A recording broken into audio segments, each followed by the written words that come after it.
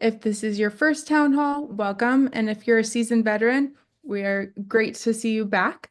You're probably wondering, Miles doesn't have long hair and American accent. But yeah, he is on holiday, so you're stuck with me today. I am Gabby. I am the social and creative coordinator here at Hospitable. And as always, our town hall, let's see, let's get this sharing going first before I get started. So bear with me. This is my first town hall. Beautiful. As always, our town hall will be recorded and live streamed on YouTube. So if you do get disconnected or you need to hop off early, you can go there and find that recording for reference. There will be a Q&A portion of our town hall at the end. So if you want to raise your hand in the reaction of your Zoom, you can also ask your question where we will bring you on stage. And you can ask your question to our team and they will answer you. Now, if you have questions throughout the presentation, you can write them down in the Q&A chat and our team will get to you throughout the presentation. And without further ado, let's go to PC. Hello, and actually, I believe we do not have the interested parties showing up. So you know what? We're gonna move over to the intro a little bit later, because I don't think he's actually on the room. But we do have Alan, who's been joining us. Sorry, I'm gonna say a few words about Alan then. So we have Alan that's basically been joining our team this week as a product marketing manager. And therefore, that's basically it's going to be the individual that you're going to be in touch very often related with product updates, related also with the preparation of this very town hall. That basically is a great platform to tell you what all the product is developing. So since I don't know where he is really, so we're going to move over to the next one. But we do have plenty of job openings still. So for an account executive, the recruitment is underway. Actually, no, that's not going to be the greatest town hall ever. And really, we dodged a bullet because it's basically there. So account executive, we have actually issued a job offer for someone like that, and we actually ongoing on the recruitment for customer success manager. This is developing quite rapidly. We're still recruiting for product engineers, and in particular for the front-end software position. We're also recruiting for a designer position that basically reporting directly over to me. And if you're looking to join Hospitable, you can go to hsptp.com/apply, which would be the greatest way to send over your application. We have a town hall that's going to be packed with some product updates, but first we're going to talk about connectivity. And especially with an important, significant industry update in that TripAdvisor has decided to completely exit the vacation rentals and short-term rental market altogether. If you are listed on TripAdvisor, you may have received a message similar to this one, saying that they will disable the option for travelers to book with a checkout date after the 31st of October, and saying that they will retire the entire owner's product basically by the end of November of this year, 2024. So it's in that TripAdvisor have decided that they will stop maintaining the direct contract with all homeowners and property managers, and instead will be moving over to an affiliate model where they will be displaying the inventory from third parties. So if anyone guess at this point in time what those parties are going to be like, but the usual contenders, they could be like affiliate platforms anyway, and Google Vacation Rentals. So TripAdvisor used to be one of the greatest, the most upvoted feature requests. Of course, after several years, we have been fighting, and I know Andrew has been fighting in particular to get a contact on the connectivity team to be able to integrate with TripAdvisor, even though we were not really convinced that it would be a fantastic fit. But now we basically got the answer. TripAdvisor could not onboard any new property management software and have not done so for several years, just based on the fact that, they didn't. This is a conversation that's probably been ongoing for several months internally anyway. Now, plenty of booking channels still in business, and Andrew will share a bit of an update on Agoda and Airbnb a little bit later. Yep, and for those of you that are frequent town hall guests, you'll notice I don't have my standard white wall background. It is actually sunny. I'm in Colorado, getting a little R&R, but also still trying to keep up with things here. So greetings. Agoda, unfortunately not a whole lot to update. We had thought we would be out of the certification process by now and be able to have started a pilot we're not there yet. The advantage is that you can still sign up for the pilot, and we'll be contacting you as soon as the certification comes through. Again, if you're not familiar with Agoda, this is a booking property, primarily popular in Asia Pacific. But if you want to do some outreach and maybe get some inbound travel from Asia Pacific, this will be a good channel for you, and we'll update you as we get more information on that. The big one, though, Airbnb, relevant to pretty much every single Hospitable user. This is something where I think if you've been with Hospitable for a while, you know we've been on this journey of becoming increasingly more closely resembling a full PMS. We've always kind of been an anti-PMS in a way, but we realize now that the industry has changed and our product has changed, it doesn't feel like such a betrayal of our values to become a full PMS. And so we're doing just that with Airbnb. We've been talking about it in the last few town halls, and that date is approaching. So this is going to start really happening in October.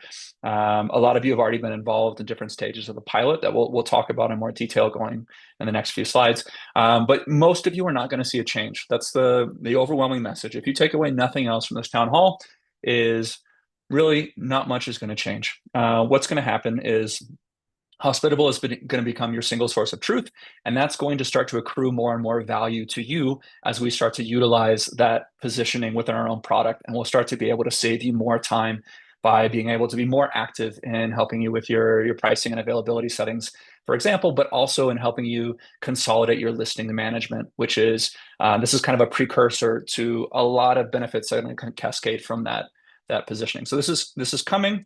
The main change, again, is that pricing and availability will really move and centralize into Hospitable. And if you were familiar, if you're comfortable, I guess, managing that in Airbnb, you will notice that change. And so we'll go through those real quick. Next slide, please. So some hosts will notice, I think, a more acute change, and that's that your service fee may be changed, and there's no option for hosts in most of the world. So if you're in North America, or if you see it down there, it's Mexico, Uruguay, Argentina, Taiwan, and Bahamas.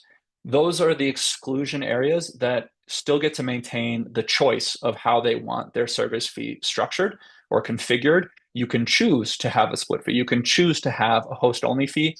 The rest of our hosts, and this is based on where your properties are located, the majority of your properties are located outside of those exclusion areas. You will be, and this is the same for any other PMS software that you use, you would be forced into this host-only fee structure. So what is that? That's your cue, Gabby. Thank you. So host-only fee. We think it's a good deal as well. So people that do have the choice, you could consider changing. I think this is the trend in the marketplace.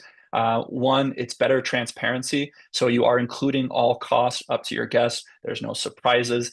That is going to make you more competitive. You can imagine if you were looking at conversion rates of high service fee versus no service fee. Guests do find this more popular to have the fees included. It's actually going to lower your total price. Airbnb is kind of rewarding you for choosing this simplified pricing structure. So you do have a much lower price. Sometimes it's going to be 15%. I don't think it goes any higher than 16. And if you're using that split fee configuration, it can go up to 20%. And if you're accounting for those changes using markup rates, we'll talk about that in a second, you're able to have a more competitive price to the guest while maintaining the same payout to yourself as the host. So in some ways, it really is. You can get another 2 or 3% performance out of your listing by going to this. And we're starting to see the penalty in the search results, which I think is what kept most hosts away from doing this. That's kind of starting to disappear. So that's already the case in Europe and Australia and in California. We can kind of see the writing on the wall that they're really going to stop showing a nightly rate that is excluding other fees. They really have to show the total price. That's already the case in most of the world. We can see that that's going to keep changing going forward. And it's going to, again, there's going to be really no cost to having a host-only fee going forward. Next slide, please. So what other things maybe that have come up or maybe we thought would change and aren't changing? Nothing is happening with your instant book settings. That was a previous behavior of Airbnb, that if you connected a property management software to Airbnb, they forced you into instant booking. That is no longer the case. your settings do not change when you connect to this PMS scope. You can continue to manage those settings on Airbnb, and we'll eventually pull those into Hospitable so you can, again, consolidate management of that feature in Hospitable. Next slide. Your calendar. So there's a little screenshot there of what you'll see after you connect with PMS. You're going to see that your settings are limited. So you'll get this little pop-up just telling you that your property management software, Hospitable, will be managing your calendar. You need to make changes in Hospitable. You'll still be able to edit your prices in Airbnb, but we don't recommend doing that because we will no longer pull your prices from Airbnb. Hospitable will be your source of truth, and so we'll overwrite those prices if you change them there. Don't do that, please. And you continue to use the Airbnb specific discounts. So Hospitable lets you manage your weekly and monthly discounts. If you're doing early bird, last minute, or new listing discounts, those are only available on Airbnb. You can continue to use those discounts there. Next slide. Availability rules. So on that right sidebar of your calendar in Airbnb, you've got that tab for availability settings. Those you're going to see this like that blue bell icon there that's telling you that you need to manage those settings in your property management software. Again, Hospitable. So you can now manage them from Hospitable. We'll look at those screens next.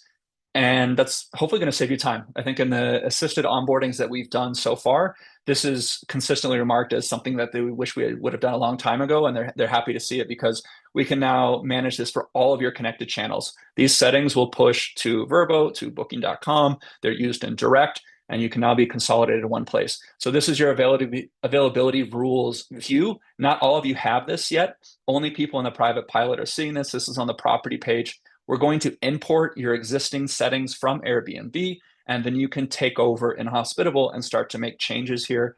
Going forward, we will be offering some advanced capabilities here. So making bulk edits to your properties, having different settings by channel. Some of you in the past have talked about how you want your direct availability window to be slightly longer than your availability one on your OTA channel. So you can offer an exclusive booking window for your repeat guest, give them a kind of forcing function that says, hey, if you're an annual stay kind of vacation rental, go ahead and book your next summer here while I'm keeping that available to you at a discount exclusively for repeat guests. It's a great marketing message. There's been some other ones that have come up in the pilot about how they want different settings for different channels. So that's kind of the upcoming future for availability rules. And then what everybody would have seen on the next slide, this just launched last week. This is available to all hosts. This isn't actually just an Airbnb PMS thing. We now offer you the ability to restrict check-in and check-out all OTA channels for days on the calendar. So if you've got, Christmas Day and you don't want people to be able to check out on that day because you can't find a cleaner on Christmas Day, you can go ahead and just select that day on your calendar, all days on all properties, and move that to checkout, not available, and block checkout on those days. So again, availability rules, you can set day of week for restricted check-in and checkout. On the calendar, you can do it for specific calendar days. A lot of hosts weren't familiar with this when we started doing the pilot. They're maybe not using these. So the other way that we see this used, if you're not familiar, is to maximize your revenue for weekends. So if you don't want someone kind of ruining a weekend stay by checking out on a Saturday or checking in on a Sunday, that's one behavior that we see with a lot of hosts. It's a bit more of an advanced behavior to kind of manage those weekend days in conjunction with your min stay settings. So you can get those valuable weekend nights booked as a block rather than broken up and make them not available for people that want to stay the weekend. Okay, so that's what's changing. Again, it's not much. You have to keep your eye out if you're outside that region for the change in your service fees. But we're already starting to upgrade hosts. So you might have seen an invite already. We're emailing hosts in kind of a rolling wave. We've got about 2,000 hosts that have heard from us so far. And this is already past the private pilot. So this is a self-serve upgrade. What we're doing is we're emailing you. We're explaining all of this again so you can reference this. You can upgrade on your own time. If you're kind of nervous still, you want to see what it looks like, you can do this on your own time still. We're not migrating everyone until later in October. So when you get that email, it's going to give you a call to action to click on a button there that'll take you to your connected accounts page. And what you'll see then is an upgrade button on your connected Airbnb listings. You can click through that when you're ready. And all you'll have to do then is just kind of give the same permissions again to Airbnb. Say, okay, I'm ready to connect my account. It'll be done. And then you can just check out your availability rules and get the hang of what's changed on your Airbnb backend as well. But that's going to continue to happen all the way up through to October, when we will make a migration for everyone. So again, throughout this whole process, there's actually no action required from you. We will upgrade everyone. It's unavoidable in that sense. So everyone will get upgraded. You just have the luxury as you get invited to upgrade on your own time. When everyone gets upgraded, it will include co-hosted listings. So there'll be no action required from all the invites that you did to connect co-hosted listings. Those will all happen in one big action. And when we do that, we'll also be checking to see whose host fees got changed. So we're able to get these from Airbnb, and we'll see what your rates were before the migration. And then we'll check immediately after the migration. And then, like we did recently for direct, when we changed the service fees there, we'll go ahead and upgrade your markup rates on your behalf. So if we see you going from a 3% host fee to a 15% host fee, we would go ahead on your behalf and compensate your markup rates for that 12% difference in your host fee, so you're not losing out on any bookings that come immediately after the migration. Again, we're not expecting you to have to take any action for this to happen. You shouldn't have too many things change for you, and we'll make sure that you don't lose out on your markup rates. And ideally, if you are moved to a host-only fee, you'll actually have a more competitive rate to your customers, because you've got that 2 or 3% delta between what you get from a split fee configuration and what Airbnb is going to charge as a host-only fee. And I wish I could transfer to someone else to do direct so I could take a swig of water, but this is still me. I'm doing the long play on my handoff to Abby, who's going to be taking over probably from the next town hall. I think she's starting to become operational and take over the reins of direct. But I'll go ahead and cover these maybe one last time here. So single property sites, we mentioned this in the previous town hall. We feel like we fixed a bug. So people that had we're using our 2-page templates that had a property list view for all of your properties, and then property detail pages. If you only had one property, there was no reason to use that list view. So we fixed that bug. And what we heard back from host is, okay, yes, thanks, but I still like my hero header. So those large, like full screen images and your title text. So we put those back almost for everybody. There's 3 templates where that design did not work in a single page. And so if you're on one of those templates, you might want to consider moving if that hero header is important for you. Again, if you don't like that decision that we made based on feedback, and you want to get rid of the hero header, that's a change we just made today. So you can actually remove those images, you can remove that text, and we'll go ahead and remove that section from your website. So you now have the option on a single property site whether or not you want that hero header back. Otherwise, we're really thinking that this is a nice improvement, and it's going to improve conversions, and we didn't break your URLs when we did that. So now your, whatever that kind of custom subdomain is that you picked for your site or your own domain, that's going to be your landing page that is bookable. That is your property detail page, but we didn't break the previous URL that had that slug at the end for your property. So yeah, no impact should be seen. Along with sites, last update on sites, we've been doing some work on the marketing capabilities of sites. So we just added support for Google Analytics. Previously, we had Google Tag Manager and Metapixel. Now you can just do Google Analytics if you're not using the whole Tag Manager setup. And we're working on improving that. So we've got Tom is working on now the e-commerce kind of extended capabilities of Google Analytics. So you're going to see really rich data now in the Google Analytics backend. We're using your properties as your SKUs, your SKUs, and you're going to have property level performance data. This is available for hospitable sites. The improvements are coming soon to the e-commerce data, the enrichment data. And then now we're working on self-hosted sites. So that's an ongoing task. There's a bit more complexity, obviously, having a self-hosted site that's then kind of passing to the hospitable booking flow. We're trying to connect those processes, but it's a cross-domain experience, so it's a bit more complexity there. 2 more updates on direct related to payments. So we've been talking a lot about payment terms early this year with the update there. What was always hard, actually what's hard with anything, is alterations. Alterations make reservations really hard to deal with. But with payment terms, it made them even harder, because with an alteration, you could be changing the check-in date of the reservation, and the check-in date is what we're using to schedule the payment terms.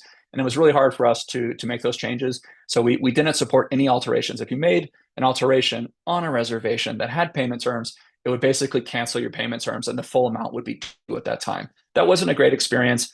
It's not that common of an experience, but we did get back to fixing some of these alterations. So if the alteration does not change your check-in date, if the alteration is either neutral or it increases the total cost, now we can preserve the payment term. So if it increases the cost, we'll go ahead and take a single transaction at the alteration to make up the difference, and we'll preserve the payment term schedule so that won't be changed. So a nice improvement for those alterations. There are still some alterations that are difficult to handle that we won't be handling just yet, but that shouldn't impact most hosts that often. It's a pretty rare circumstance.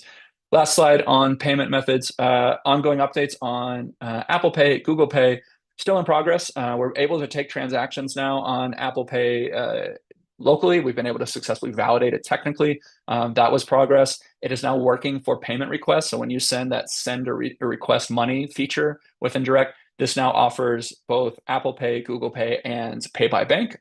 Those are going to be coming later to our booking flow, but we realize that it's really a different model. So Apple Pay really is trying to streamline a booking experience. We still have some important information to communicate in the booking flow, which is your house rules, which is your cancellation policy, the terms of service.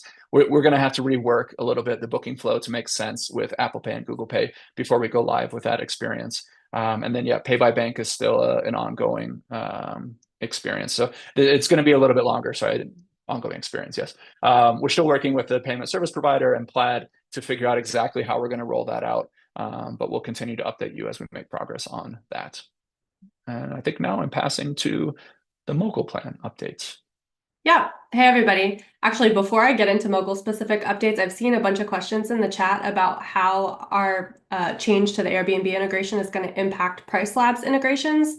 So real quick, let me just address that one. It's not going to have an impact on that right now. And in fact, it's only going to like set the foundation for us to make that integration stronger. Because we're moving to what Airbnb sees as a PMS, we actually are having to take on a lot of PMS features that we haven't previously done. Andrew touched on a couple of those things. So that's availability rules and stuff like that.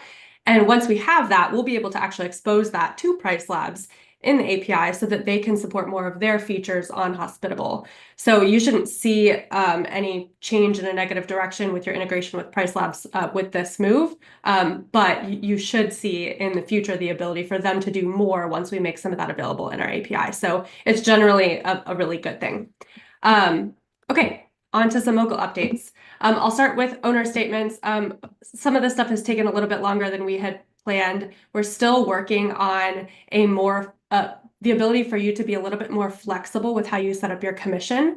So the way that this is going to work is that when you're defining how your commission works, we're going to recommend some common approaches. We've had lots of conversations with hosts who have said like, well, what do other people do? I'm not exactly sure the best or most accurate way to do this, like maybe from an accounting perspective or just like what's industry standard. So we're going to be recommending two approaches, either accommodation after discounts or payout after pass-through taxes. Or if you do something special, you already have it set up this way, this is already in your agreement with your owners, you can create your custom setup. So that's where the flexibility is going to come in, where you can define like exactly which financial line items your commission is charged on, and then define specifically how you split fees with the owner. So this might mean that you take your commission on accommodation after discounts and pet fee, maybe. Or it might mean that it might mean that, you know, your cleaning fee, maybe you split that with the owner. Maybe you keep $150 and maybe you give the rest to the owner. So we'll give some flexibility there. It's taken quite a bit of like restructuring with how we initially built this out. So that's kind of the reason for this taking a bit longer than planned. But bear with us, we'll get that out so that you guys can start setting up your commissions in a way that aligns better with how you're currently doing it today with your owners. Next, accounting integrations. So our Mogul plan is going to come with accounting integrations, and we're starting the planning work for that now. The first phase of that is going to be us connecting with your accounting software and creating journal entries that are mapped with your chart of accounts. So we have a little bit of discovery and research to do around what are most people doing? How are you expecting this to work? And so I've reached out to some of you already who are using owner statements today in a Mogul trial, and I would love to get some feedback from some of you with how you're mapping that stuff right now into your QuickBooks or Xero accounts.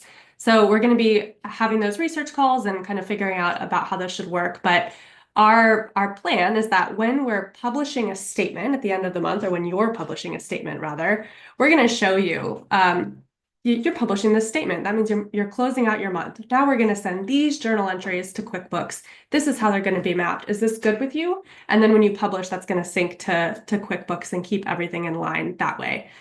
So we plan to initially support QuickBooks and Xero. For Sage Intact, we've learned that in order to have an integration with them, we might need to go through some sort of partnership process. So we're starting that, and that will kind of quickly follow. But yeah, let us know like in the chat if there's another accounting software that you use, or if you have any ideas around this right now. And otherwise, we'll reach out to several of you and start that kind of research process now. As for just general Mogul Roadmap stuff, here's the list of things that's kind of currently on our radar, but we are taking your feedback and your ideas as well. So you can scan that QR code. That's going to take you to our Mogul Roadmap so you can see what's already planned and what's in the works. And you can also add ideas there, add comments to existing ideas to help give us a little bit more context so that when we go to build these things, it will actually save you time and meet your needs. Lastly, so for owner statements, if you're curious about owner statements, but you're not quite ready to make the jump onto a new Mogul plan, you can actually try this out. Scan that QR code. It'll take you to book a meeting with our sales team who will get you set up in a Mogul trial, which will give you the ability to use owner statements on a couple of your properties as a little bit of a trial run. So if you're curious to explore, there's really no risk in doing this. You can set up that call with our sales team today to start playing around. And also just a great opportunity to use it and again, give more feedback. We tend to reach out to the people who are using it to ask for their thoughts. So even if you know it's not ready for you today, it would be awesome to see you play around with it and be able to have a better way to get in touch with you to hear your thoughts. Cool.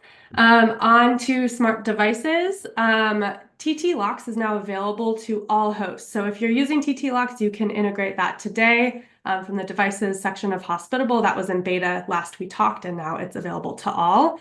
And thermostats.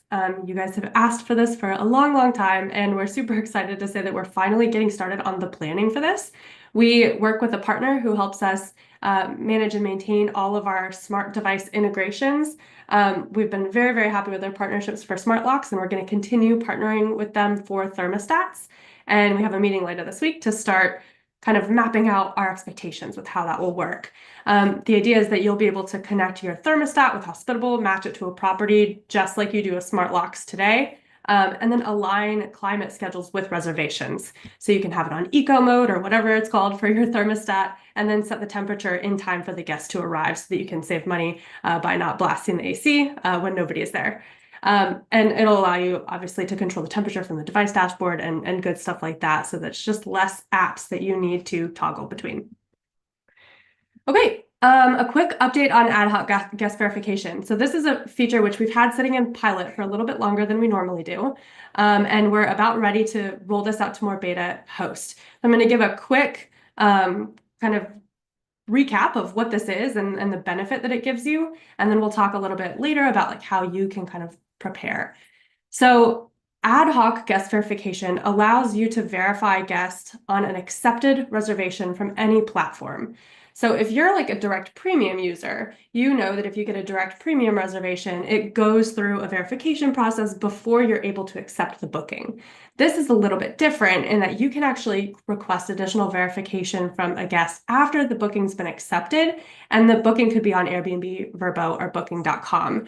So maybe you have a channel that doesn't do a lot of vetting, like for example, Booking.com doesn't really do any guest verification, and you want to just do an extra check. You now can do that. And this isn't something you need to turn on for your entire account, for all your properties, for every single reservation. It's something you can do just for reservations that you might have concerns about. So for those of you who will get access to this, you'll see this in the reservation sidebar here when you're having a conversation with the guest. You can request verification. It'll take you through a little flow where you'll tell us if you want to do an identity verification, which is where they upload their ID and take a selfie so that we can confirm that that's the person who's making the reservation, and there's a couple other checks as well.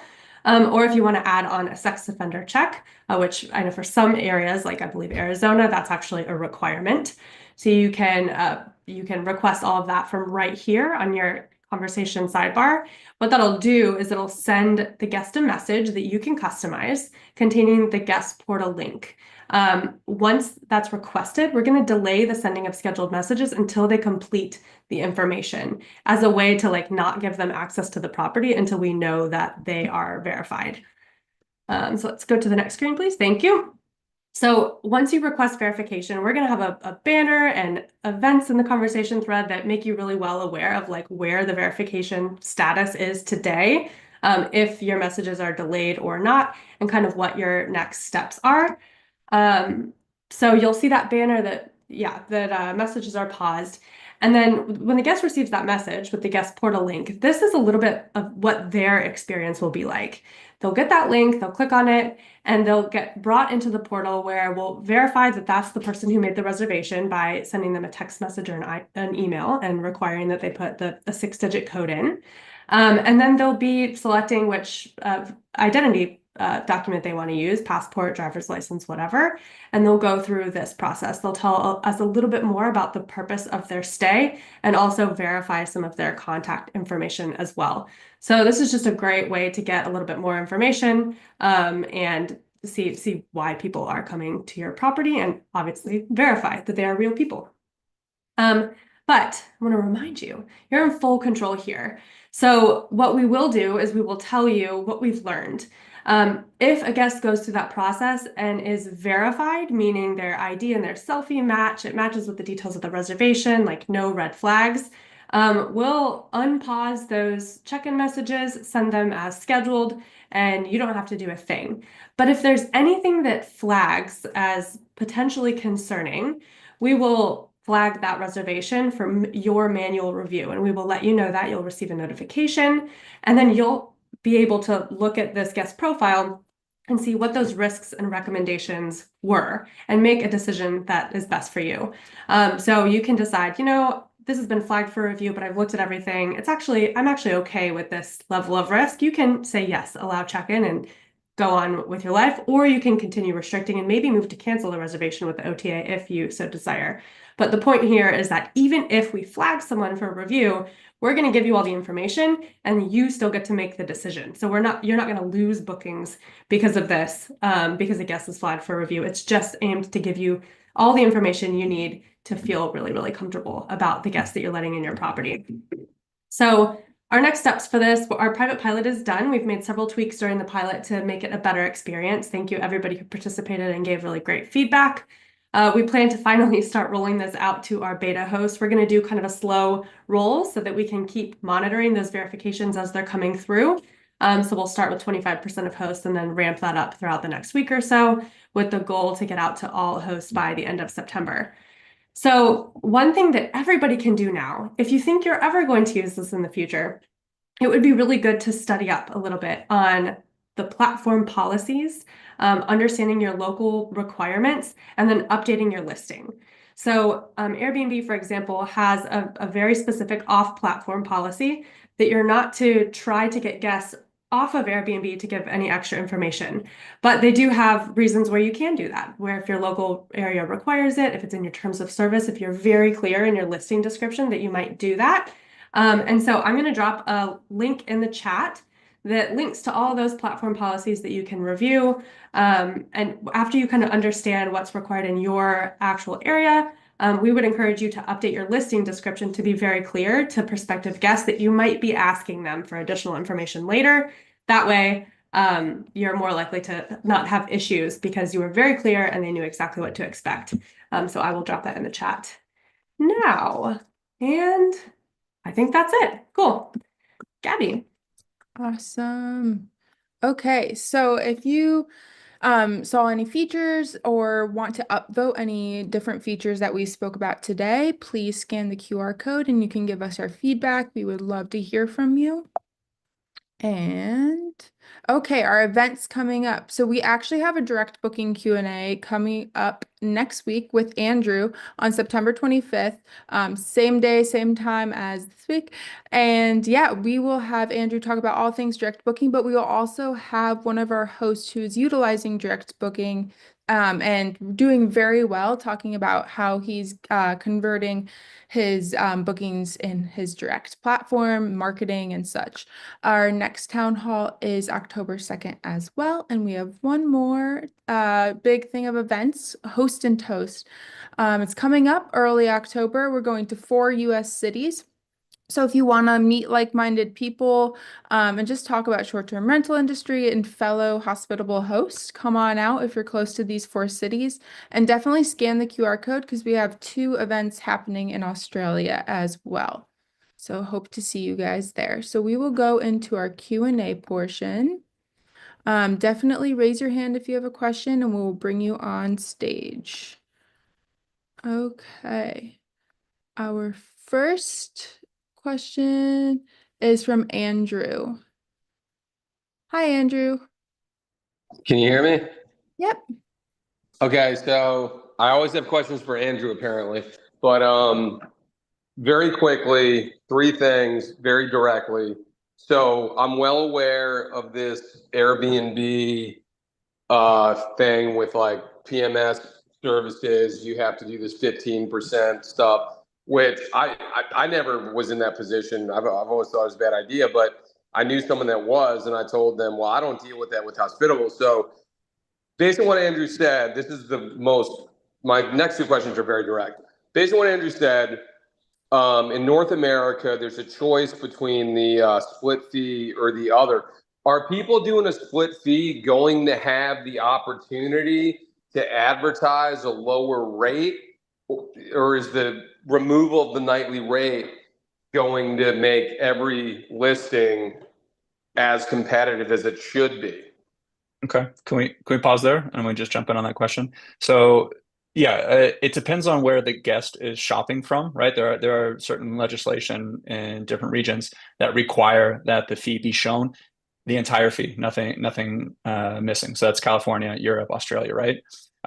What I see in like Colorado today is I'll see both the nightly rate and the total rate together, right? So I have that transparency already. But this is not something that's new from Airbnb, right? Like this is the way the industry has worked for a long time. We are changing into a PMS and therefore are taking the same rules that all of our competitors have been under for this entire time. And if you're in North America, again, you're not impacted by this. You still have the ability to choose your service fee configuration, whether to choose split fee or whether to choose the host only fee. But I think just to add to it, basically California voted against it.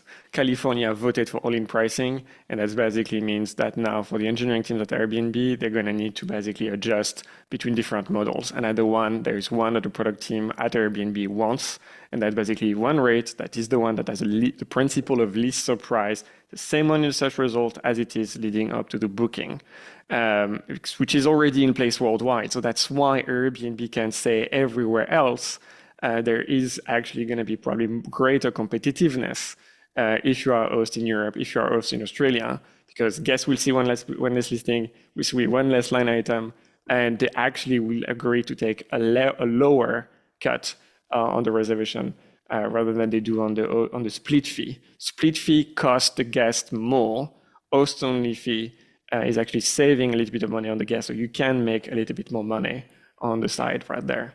But do the guests see those savings before they actually look at the breakdown, or is that when the guest browses all the listings, my competitors' listings? If I had 15%, it's competitiveness. It's a gain in competitiveness. Is that you are able to make the same money while basically your competitors that are on the split fee are actually going to be able to get less. That's what it means. Okay, I'll take your word for it. I'll see how it goes out. So very don't quickly, take my word for it. It's a very big deal. Okay. No, I know. But this is what's happening. This is math. I don't want to be less competitive than people who aren't on a PMS. That's what I'm saying. So, is VRBO gonna honor the something like no Saturday checkout when this gets moved to Hospitable? Yes. Okay, because they haven't historically honored my no Saturday checkout that was pulled from Airbnb. And then I agree, alterations are a pain in the ass.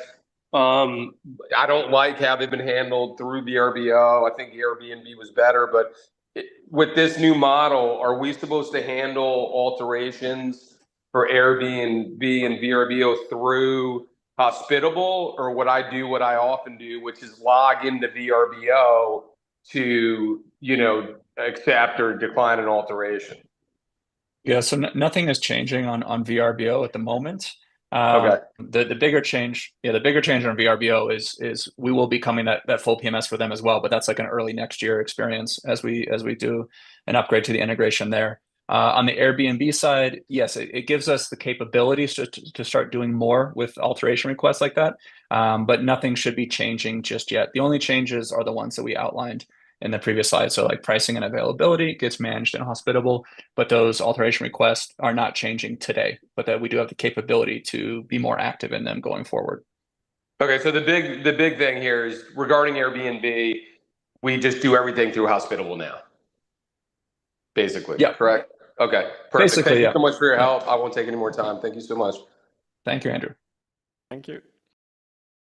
Okay, next up we have Ron. Hi, Ron. Hey everyone, how you doing? Doing great. Good. How about you? I'm doing good. I had a quick question. It was from the updates earlier when you guys were talking about the different positions. I applied for the customer service success manager position, and I just wanted to know, did you all have any feedback on how that process works or the timeline, in terms of hearing some back? Yeah, I think we received probably more than 1,500. Yeah, no update right now. We received 1,500 applications. We're just going through them. And if you basically have not received a disqualification email, that means you're still in the loop. There is, I think, 2 positions that we're looking at to hire for that particular role. So in terms of timeline, we are okay taking a bit of a time, but we're going to want to be competitive anyway. So that means fast.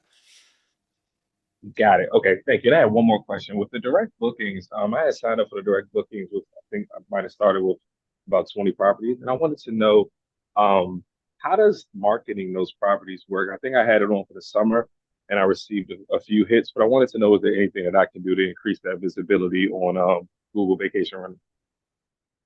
Yeah, so we're not doing anything with the like advertisements on Google Vacation Rentals. That integration is providing the inventory to Google. So when you get your direct site set up and you scope your properties to get on GVR, there's not a lot more that you can do to improve your listing there other than you would do for any other OTA channel, right? So it's having the right photos, having a good description, having a good property title, all those things are in your control.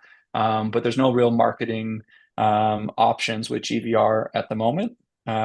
We've been doing as much as we can over the last probably 6 months to kind of improve performance of our GVR listings overall. But yeah, marketing for direct, come to the next Q&A next week. We're going to be having someone that just passed the $100,000 mark. We've got a host that's just over $900,000 in direct bookings. We're starting to tap into those high performers and get more tips. But it's a bigger topic than we can take on in this Q&A. Yeah, the short answer is start with your repeat guests. And we'll be looking more at distribution and kind of the next phase of direct about where we can find the next Google Vacation Rentals for you that's going to help you get wider exposure for your direct booking site. Got it. Thank you. All right, that was helpful. Yeah, thanks, Ron. Okay, next up is Leah. Hi, Leah. Hello, good morning, good afternoon. I'm sure, well, I missed about 20 minutes in the beginning, so I apologize if this was covered. I'm probably beating a dead horse, but when do we expect that an owner's portal would be available where, owners can see their financials, what I choose for them to see, as well as make their own bookings? Hey, Leah. Oh, we didn't really Hey. specifically talk about that, so you didn't really miss that.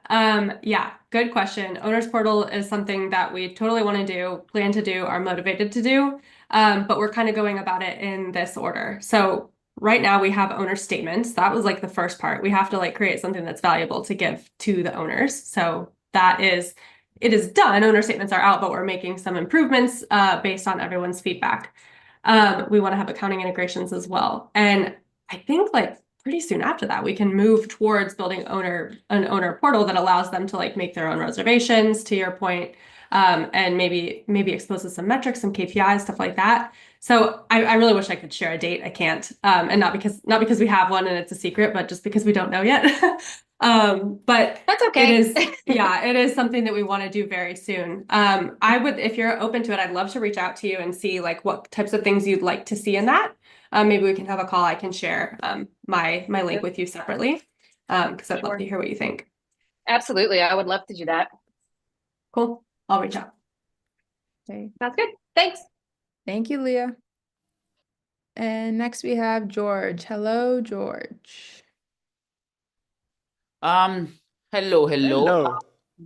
I have occupied probably 50% of the chat. So yeah, like Only host and panelists could get to see. But George, you're frustrated about Airbnb's decision to apply a host-only fee for you in Greece. Just to make everyone aware of it. yes, I mean like okay, that is yes, but let me explain you why sort of like it has like a huge impact, not like to us, but in George, I'm willing to take it offline to basically dive a little bit deeper on that. I appreciate your concern. It's basically about the fact that it has an impact on taxes. We're not going to talk about Greek taxes right now on this panel, if that's okay. But I think we can have a conversation about basically how you best navigate what's going to happen for you on Airbnb anyway. Let it be. All right. Okay. Sure. Got Yes. the deal? Vera will be booking a call with us so we can get that sorted. No problem. We are just basically, if people are frustrated, we're on the same page. We have been pushing back for 3 years against the application of that host-only fee model in jurisdiction where that was not, and where that was not really something sought after. Airbnb has developed a lot of their product to basically make sure that there is no gap in competitiveness. And what we see is actually the opposite, is that listings that now have the host-only fee, simplified pricing, are actually more competitive. There are still, tax issues that are rising, especially in the EU, because of course the EU is very well known for fantastic tax systems. And basically, that's the one thing that currently is left standing. And I wish there would be a solution, but unfortunately, the fact that Airbnb also got quite a few fines, for example, in Italy, is basically pushing them on getting significantly more compliant. Besides that, the question for us is: do we have availability? Do we allow you to manage your ability on Airbnb? Do we accept to have, giving you a risk of double bookings? Or do we basically just, accept that? For 90% of our customers located in the US, located in Canada, Mexico, no impact whatsoever. That's a message that basically would like to communicate right now. And there is definitely going to be something to handle when it comes to EU, Australia, or APAC region in particular. But that is not about competitiveness. It's basically about tax things. And so that's where typically when you have money and taxes, that gets a bit of an emotional conversation. So I get that, George. Vera will get us on a call to basically talk that through and understand what the situation is for you in Greece. And just to be clear, like this is not again a hospitable thing. We have been the exception for a long time. There are no other exceptions now. We are the last one that's being closed down. If you need software to control your availability on your calendar because you're using multiple channels, there is no alternative. This is something that is coming from Airbnb that in order to control availability, you have to now take this PMS scope, and therefore their rules about host fees for whatever their reasons are coming down. And so it's not like something you can switch to another software provider that doesn't have. Everyone is operating under this regime. We have been the exception. And so I know that's kind of disruptive to change that. We don't have a choice, unfortunately. So it's kind of out of our control. Sorry. Okay, let's meet later, George. Next up, we have Detron. Hi, Detron. Hello, Hello. how are you guys? Fantastic. How can we help? I have like a curious scenario that happens every once in a while. I have like a guest that will book on like booking.com, and then they would not modify their booking. They would actually create a secondary booking. So they have two bookings back to back. And when stuff like that happens, like the codes to the door go out of whack. And it's like, is there a way to like connect two bookings together if it's the same person? So the coats are not deleted. It's for the whole trip. Or the cleaner, I can notify the cleaners to not come clean on that day, to come clean on the next day when the actual checkout happens. That's a great one. I can see the point. Yeah. I don't think we have a Yeah. great and compelling answer for now, but you can see from my face and Andrew's face that, damn, that's nice. That's right. Um, okay, give us a bit of time. Right now, I don't think we have a solution, but definitely it's something we can look into. I don't have any timeline, don't have an ideal solution. Just give us a bit of time. Is there? Can I ask you to, if that's not the case already, to share your feedback on feedback.hospitable.com so that we can really put a pin on it and understand and know that. I think so yeah, feedback.hospitable.com. Can I please ask for a favor if and just to share that directly there so that the product team is aware of it and put a tab on it? I can do that right now. Okay, that's perfect.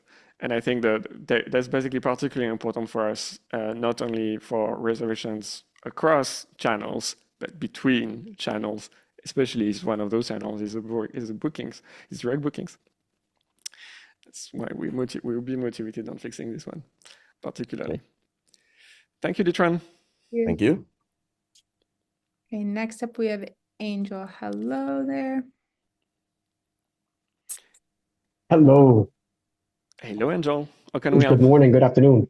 My question is very simple compared to everything else that's being discussed here.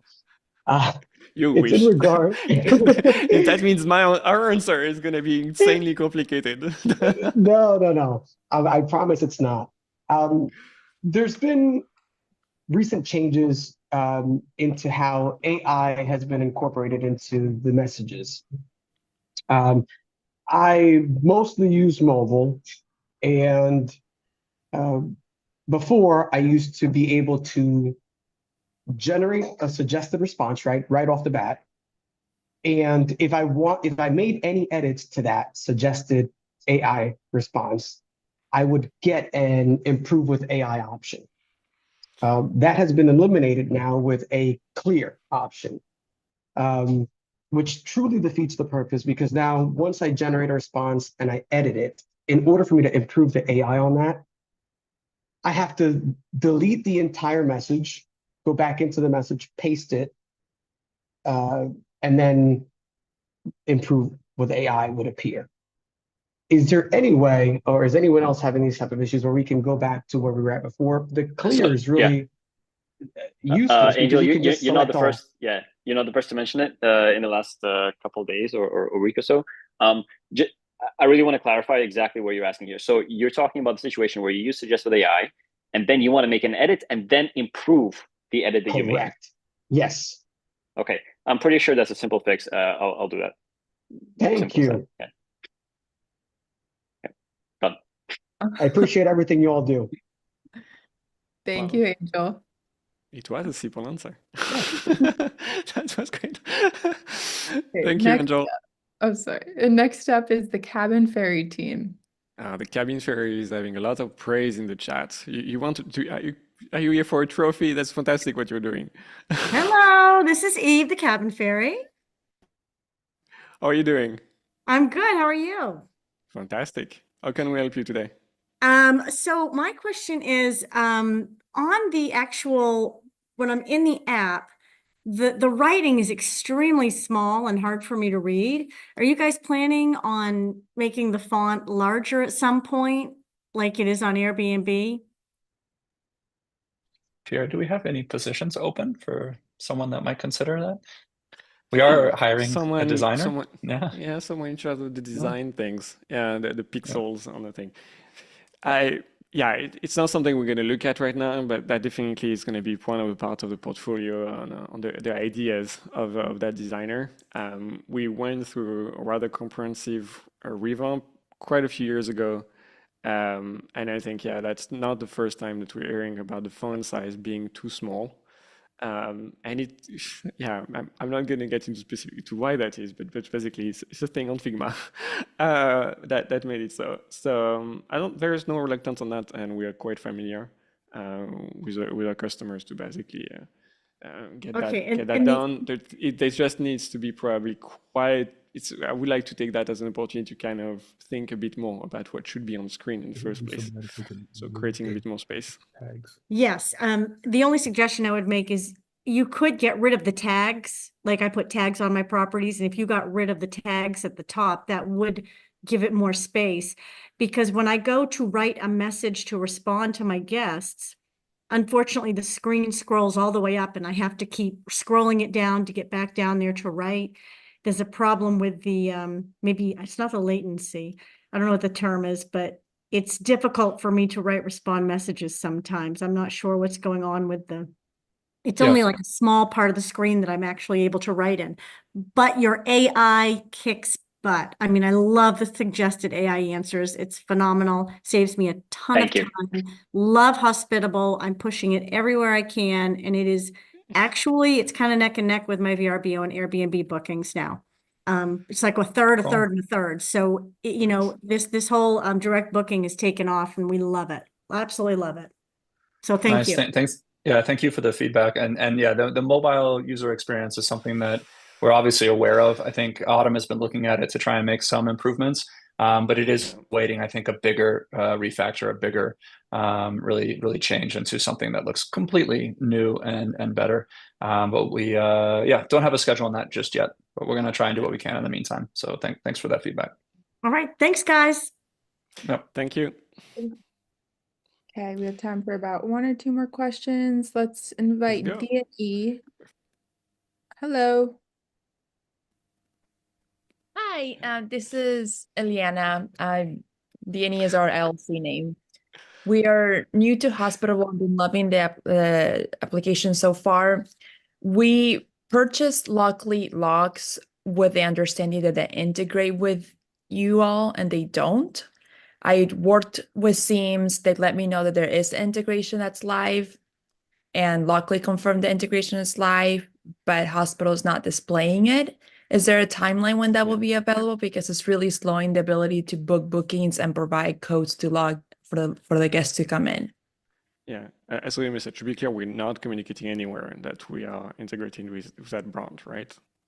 Seam is integrated, so we have the capacity of adding them in, which I'm sure we can look into. Every single integration has sometimes a little bit of a specificity, so that's why we want to review. But for example, yeah, we added a vendor recently again, so that basically we're extending a bit continuously more brands of locks. What is again the name of your lock? It's the Elite Vision lock. It's the newest version Lockly has out. So it's not listed in the ones that meet with 13 upvotes for Lockly on feature base, and one for specifically the Vision Elite. Yeah, I have 3 of them, and more properties coming if we can figure this out. we can look into that. We will not have an answer on this obviously today. Just basically require a little bit of work on our side to assess what's the best way, where do our engineering hours have basically the highest impact. Yeah, I'm sorry for the current time because you have set up those locks. But yeah, we provide. We can share the link on the chat about Lockly, so that there can be some upvotes maybe, and definitely for you to stay updated on developments on that integration. Okay, thank you. Okay. Sorry for that. Thank you. Next up is Sean. Hi, Sean. Hi, Sean. Can you hear me okay? Not really well. What just happened? Sean. I don't know. Yeah, I think we can hear you now. There was a bit of a thing happening. Go ahead. How can we help you? Ignore my Surface Pro. It's overheating, and you may hear that noise again. Okay. Doors open. I have a question, and possibly you can direct me. When I look at the gas information, it's kind of non-existent. Is there any dashboard gas Sorry, the mic is extremely bad. There's really a lot of interference. So you go ahead. So try it again. Yeah. Any You wanted to ask for a dashboard? that can show stats, charts, just demographic information, where the guests are coming from? Is there any plan? If this might be, if there is not one now, a suggestion, an AI could possibly put something together. Like if I want to know where most of my guests are coming from, so I can market my direct site in that particular area or region, wouldn't that help? Yeah. Yeah, I was thinking OTA channels where I think we have very limited information about the guest normally. But if you're talking about direct, yeah, we do collect their address, their billing address, when they make the booking. So yeah, it's not something I think we've heard before. So appreciate the thought on that. And yeah, I think our metrics side for direct is still pretty early. But that's something we could look at, is tracking where your guests are coming from. Sure. Now, I've been trying to do this on my own, and I did the export of all the reservation. It seems like Booking.com passes along the zip code, the address.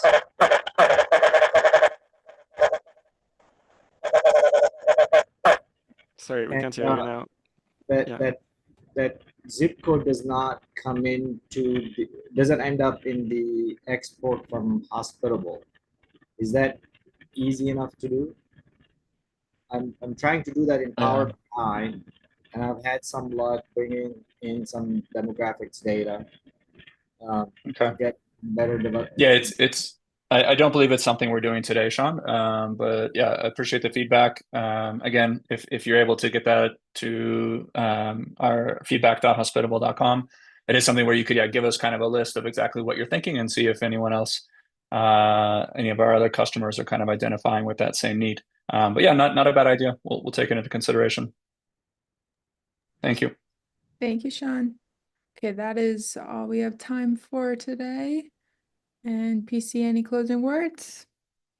Yeah, that's gonna be a hard one, especially after that. But no, thank you for showing up. Thank you for being here and hearing before we send any communication about the changes on Airbnb's pricing. There will be more communication from us in the coming weeks leading into the migration. Because that's obviously, we're aware of the important changes that it brings to your business, to your structure, and obviously the potential confusion that is a result of that. So you're going to receive more messages from us. We're going to do the best job we can in the product to basically make sure that the experience is going to be the same before than it is on the day after. Understanding, for example, that we're gonna adjust your pricing if you are not in the US, Canada, and Mexico, for example, that we're gonna adjust the pricing so that there is no disruption. So that's specifically more for customers that are based in Europe, customers that are based in the APAC region and Australia, that we don't want to forget and we want to think about. For everyone else, we are working already on the path where there is, in any case, minimal disruption and only opportunity. In that now we're going to be able to have a more authority on your calendar. That means even less chances of double bookings, especially because now we are in control. That means more features that we're going to be able to support in October, in November, in December, because we're going to want to keep developing on the top of Airbnb's product. And that's going to make anything, in any case, things easier when it is about pushing your listings to more channels. And that's an important part. So thank you so very much. Next week, we are probably going to go back on this on Airbnb. So we're going to repeat the message over and over again. That is on purpose. We also, I hope, be able to share something more on AI. There was no update on AI this week. That's because Nick is cooking. Thank you. Have a great rest of your day.